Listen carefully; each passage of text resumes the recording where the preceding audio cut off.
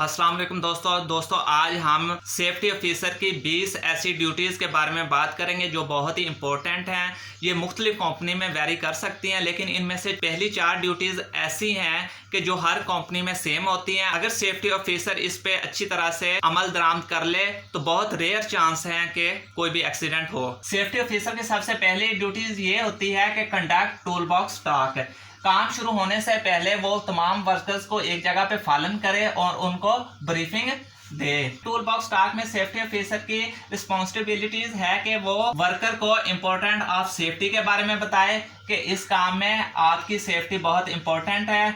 अगर आप सेफ होंगे तो हमारा प्रोडक्ट भी सेफ होगा और कंपनी की प्रोडक्शन भी बढ़ेगी। ये चीज़ें आपने उनको उनकी ज़बान में समझानी होती हैं, ना कि हाई लैंग्वेज इस्तेमाल करनी होती है। दूसरे नंबर पे सेफ्टी ऑफिसर काम के बारे में बताता है कि आज काम कौन सा स्टार्ट होने वाला है।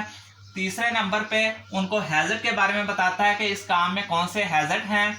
चौथे नंबर पे प्रिवेंशन बताता है कि इससे बचने के कौन से तरीके हैं। पांचवें नंबर पे मिस्टेक प्रीवियस वर्कर के आपसे जो पिछले वर्कर्स हैं उन्होंने क्या गलतियां की हैं जो आपने अब नहीं करनी। छठे नंबर पे टूल्स के बारे में बताता है, उसके इस्तेमाल के बारे में बताता है और उसकी टाइप्स के बारे में बताता है। सातवें नंबर पे वो इंजरीज के बारे में बताता है कि आपसे पिछले वर्कर्स को कौन कौन सी इंजरीज हुई हैं, चाहे वो माइनर थी या मेजर थी। सातवें नंबर पे पीछे जो एक्सीडेंट हो चुके हैं उनके बारे में बताता है, इंसिडेंट के बारे में बताता है, रिस्क के बारे में बताता है, नियर मिस के बारे में बताता है। टूल बॉक्स टॉक में सेफ्टी ऑफिसर इन सारी चीजों को कवर करता है। दूसरी मेन ड्यूटी ये है कि वो साइट की इंस्पेक्शन करे और इसको हैजर्ड फ्री एनवायरनमेंट बनाए। इसमें वो देखता है कि साइट आपकी जो है वो क्लीन एंड ड्राई है, उसमें रोड साइन या डोर्स पे क्लियर मार्क किया हुआ है, एंट्रिंग या एग्जिट मार्क किया हुआ है, इवैक्यूएशन जो साइन है वो लगाए गए हैं, लाइटिंग का लेवल कैसा है, ज्यादा जो है वो चमकदार तो नहीं है, यानी कि कन्फाइंड स्पेस में ज्यादा लाइट तो नहीं है, एयर सिस्टम कैसा है, आग लगने की सूरत में फायर एक्सटिंग्विशर मौजूद है या फायर की गाड़ी मौजूद है, उसके बाद जो आपकी इलेक्ट्रिक वायर्स हैं वो सिक्योर हैं या अच्छी हालत में हैं। ये सभी चीजें वो साइट इंस्पेक्शन में देखता है। तीसरे नंबर पे सेफ्टी ऑफिसर की ड्यूटी में शामिल है कि वो टूल्स की इंस्पेक्शन करता है और देखता है कि ये सेफ और यूज हैं कि नहीं।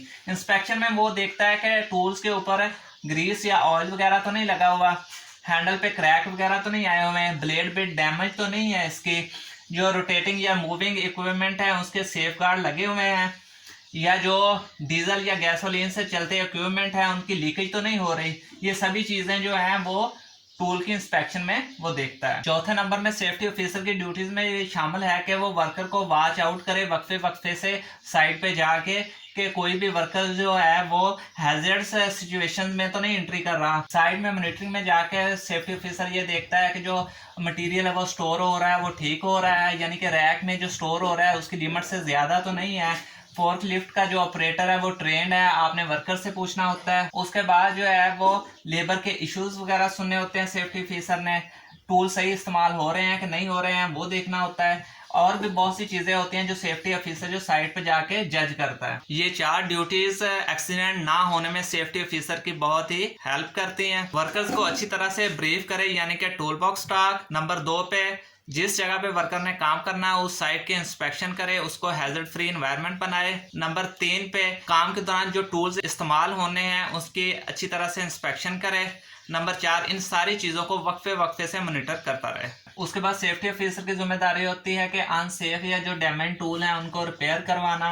अगर कोई भी एक्सीडेंट बार बार हो रहा है तो उसके लिए इमरजेंसी एक्सरसाइज है वो कंडक्ट करवाना। इमरजेंसी को मैनेज करने के लिए ट्रेनिंग्स और ड्रिल करवाना। कोई भी एक्सीडेंट हो जाता है तो उसको उसके काजेज की इन्वेस्टिगेशन करना और उसकी रिपोर्ट तैयार करना और उसको अपर मैनेजमेंट तक सेंड करना। ओशा मैंडेट जो है उसको अरेंज करवाना, थर्ड पार्टी को अपनी वर्क प्लेस पे ला के जो है उसकी वर्क प्लेस की एवेल्युएशन करवाना कि इसमें कौन से हैजर्ड हैं या इसमें कौन सी इंप्रूवमेंट हो सकती हैं।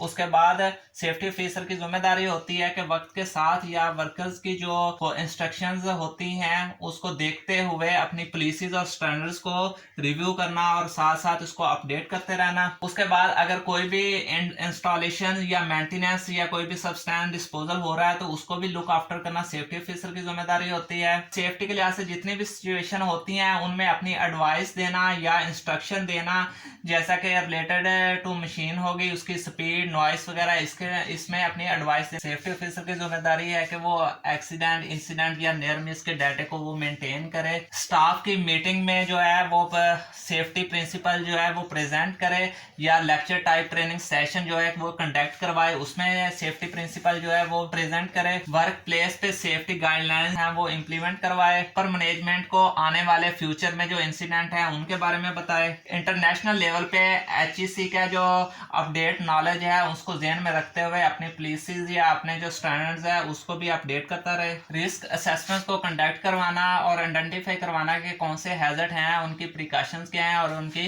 प्रिवेंशन क्या है। चेजिंग या स्टोर डिपार्टमेंट से PP की हाई क्वालिटी को इंश्योर करवाना भी सेफ्टी ऑफिसर की जिम्मेदारी होती है। पर्सनल इंजरी के लिए जो इफेक्टिव एक्शंस लिए गए हैं उनको चेक करते रहना और एवेलुएट करते रहना कि अच्छे वेज में काम कर रहे हैं कि नहीं, ये भी सेफ्टी ऑफिसर की जिम्मेदारी है। उम्मीद करता हूं दोस्तों आपको वीडियो अच्छी लगी होगी।